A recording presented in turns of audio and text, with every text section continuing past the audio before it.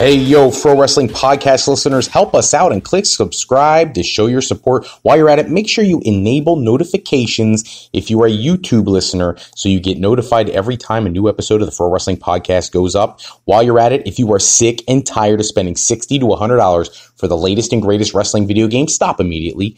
Go to Wrestler Unstoppable, available exclusively through Facebook. Create your wrestler, sign contracts, get involved in storylines, headline pay-per-views, even build your own corporation, all included in Wrestler Unstoppable, available now to all Facebook users totally free. If you want to become a member of the Pro Wrestling Podcast family, you want your name in the shoutouts like Mike and Hatfield, check out our Patreon page at patreon.com/Pro Wrestling Podcast and sign up today. Don't forget about the loyalty rewards program. Any $15 a month contributor gets to co-host an episode of Going Live with me on one of our Saturday night live shows.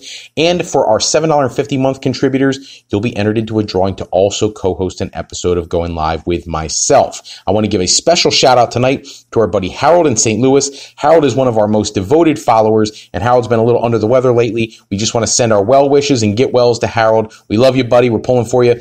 Get back on our show soon so we can get you chit-chatting with us like always.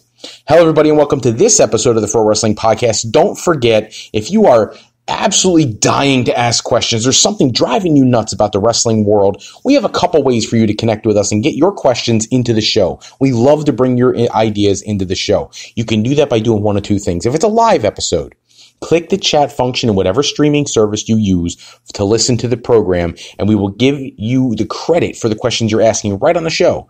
If it's an offline episode, you're catching up with us, missed an episode here and there, go to the Pro Wrestling Sound Off line.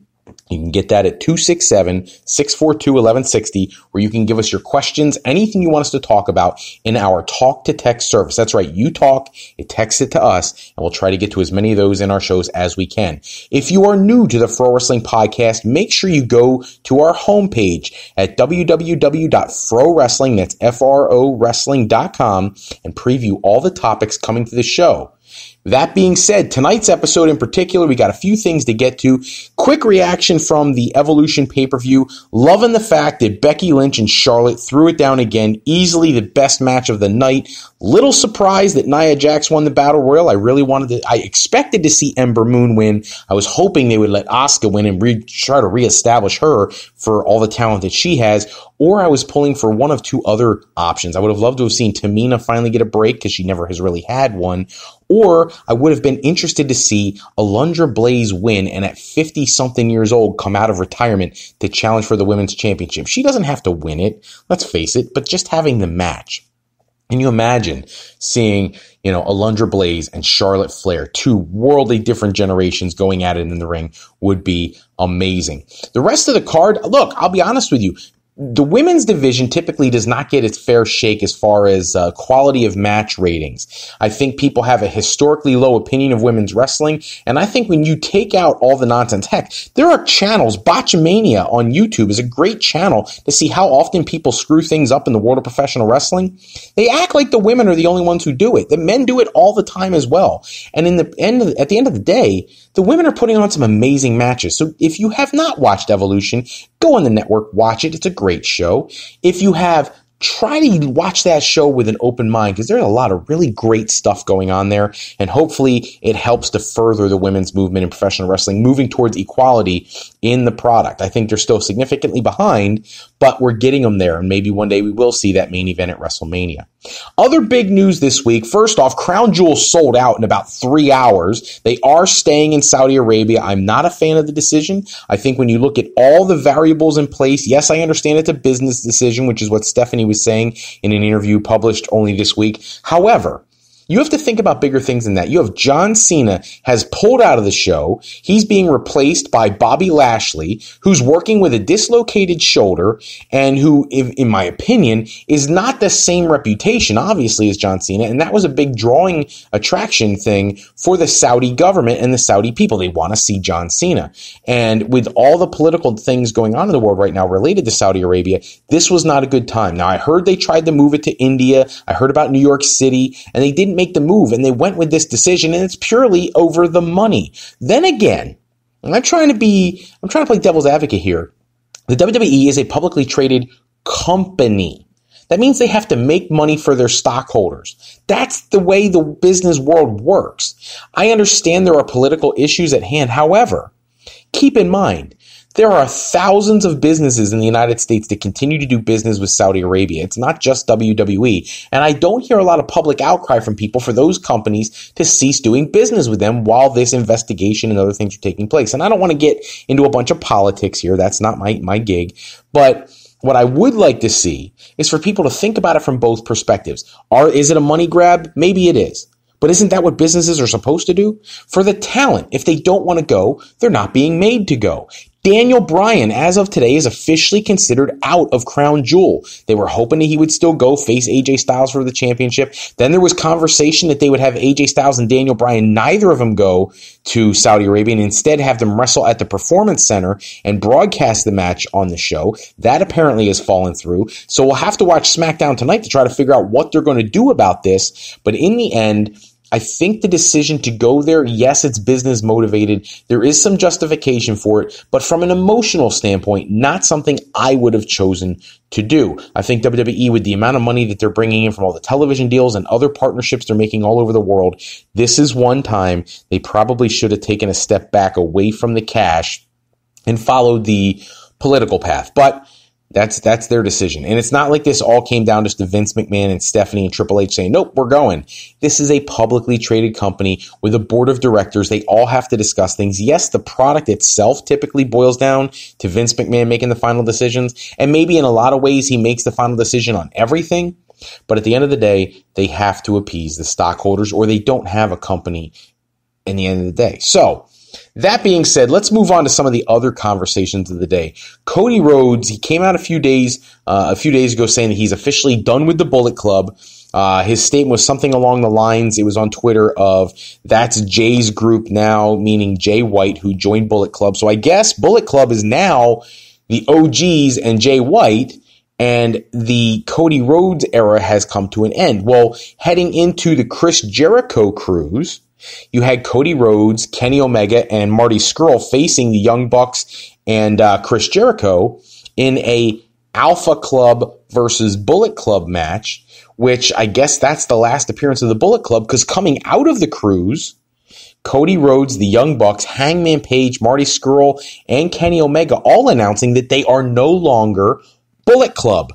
They are the Elite. They've talked about how they've been called the Elite for quite a long time. Even when that first started, back when they kicked AJ Styles out of the club, that started the swirl of that back then. And now they are just going to be the Elite and a completely separate faction from the Bullet Club. In addition, they have all been clearing out all their Bullet Club merchandise on their websites. Now, a lot of people thought that meant they were coming to WWE. Now, one of the other things that's fueled that speculation is that Cody Rhodes announced that he is out of the G1 Supercard show WrestleMania weekend, which tells everybody, oh, wait a minute, if he can't be at that show, then perhaps he really is going back to WWE. However, he also announced this week that he's definitely looking at planning an All-In 2 for the fans. How successful All-In was, they want to do it again, and that has to be a part of the negotiation if he were to come to WWE. Now, many WWE talents have side deals that they do things outside of the WWE umbrella, and I get that. However, we're not talking about some simple side appearance. This was one of the biggest shows of the year in all the world of professional wrestling. And despite what you think of the matches that took place at the show, it doesn't take away from the fact that it really was a success. And I don't think WWE wants to see All-In 2 anytime soon. So that's going to be probably the biggest sticking point with them going to WWE. Now, there was a rumor out this week that they were potentially going to start a company.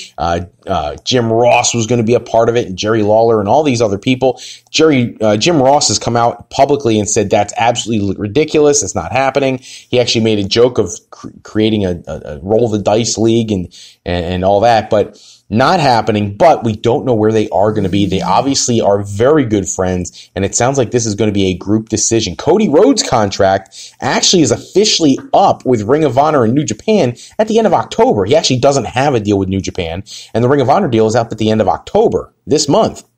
So he really could go anywhere right away, but I think that the whole idea is Hangman Page's contract is up. Cody's contract is up. The Bucks will be up at the end of December, and you got Kenny Omega will be up in early January, and then we'll see what they want to do. They hold a lot of power right now, so it's something where they very easily could make a move. Somebody else that could make a move is Chris Jericho. He talked recently about all the rumors that swirl about him going to Impact Wrestling, and that he said something to the effect of, everybody knows him well enough at this point to know that if he was going to do something like that, he wouldn't tell everybody he was going to do that, but that he has no restrictions. And it's a very strange place to be in. A year ago, Chris Jericho wouldn't even have thought of going to Impact Wrestling because of the amazing relationship he had with Vince McMahon. I think when he did the one match with Kenny Omega at Wrestle Kingdom, I thought that was okay with Vince. But when Chris Jericho realized there were so many other unique and interesting matches to have on the New Japan roster, and he went back and did the run-in with Naito the next night when he came back and won the Intercontinental Championship, and now he's going to face Evil. He turned down the offer to go to Crown Jewel. He talked about how he didn't go to SmackDown 1000, and he was happy about that and wishes he hadn't shown up at Raw 25. All those things put together tell me that the relationship between Chris Jericho and WWE is clearly not at the same stage it was a year ago today. Instead, it sounds like because Chris Jericho is very good friends with Don Callis and the whole team at Impact Wrestling, that may be something that happens sooner than later. I know everybody thought it was going to happen. He was going to be the mystery opponent for Eli Drake at their last pay-per-view, but that did not happen. At Bound for Glory, instead we got James Ellsworth, and I think the fans were livid with that, but that's because Chris Jericho doesn't show up when you expect him to. At All In, when he showed up dressed as Pentagon, that was not something anybody saw coming. Quite the opposite. Most people felt like there was no chance he was going to show up. They actually thought CM Punk was going to show up, which was even a longer shot. So I think at some point we very well may see him in the Impact Wrestling ring. I think it all depends on what he continues to do with New Japan first. And then I really would love to see him take a little soiree into Ring of Honor. I think that would be meaningful, and that's something that he makes very clear is more important to him than anything, is to have meaningful interactions, meaningful appearances, not these one-offs. He talked about with WWE at the Raw 25 that if they had wanted him to do a match, it would not have worked for him because he's not interested in the one-off appearance. He's in wasting one of those return pops. And he was glad he didn't go to the ring. He stayed in the back for that segment with Elias instead. So we'll have to see what he does in the next couple weeks. The last tidbit for today, Serena Williams on WWE's radar. Stephanie McMahon making it very clear that she is very much interested in Serena Williams, bringing her to the company at some point. The impact of Ronda Rousey has really been what has started this. Rousey has been such an attraction. WWE clearly has gotten a lot of mainstream press from having her. And I think at this point in time, Serena Williams, I mean, look, she's 37 years old. I don't know how interested she is in a complete career change into a physical sport. But if anybody were to make the move, I could easily see her making that move. It's almost like Layla Ali choosing to become a wrestler all of a sudden. I could buy that. That's all the time we have for this episode. Check back with us next episode where we'll run down all the latest wrestling news and rumors. Special thanks as always go out to bensound.com and purpleplanet.com for producing all the music and sound effects we use in any of our shows. Today's podcast sponsored in part by Beazle Games. Bringing a new friend to family game night is easy with sketchy people. Showcase your artistic side in this new game from Beazle Games by going to frowrestling.com and clicking the icon in the middle of the screen to pick up your copy today. And to alleyrepair.com. Contact Alley Repair today for servicing of all your classic skee-ball, pinball, and arcade game needs. If you're looking for your next career move, you're considering college, university life, or you just need some formal training for your next career decision, go to our website at frolifeplanning.com for all your higher education needs, as Fro Life Educational Planning is for today, for tomorrow, and for life with Fro Life. I'm Fred Froelich, better known as Mr. Fro. I want to thank you for taking a few moments with us today. If you're looking for more wrestling news and rumors, go to www.tsj101sports.com for their latest articles on the world of professional wrestling, or stop by my blog in Fro's Corner at frowrestling.com. Click the icon at the top of the page and check out my own pieces. Until next time, take care, everybody, and have a great night.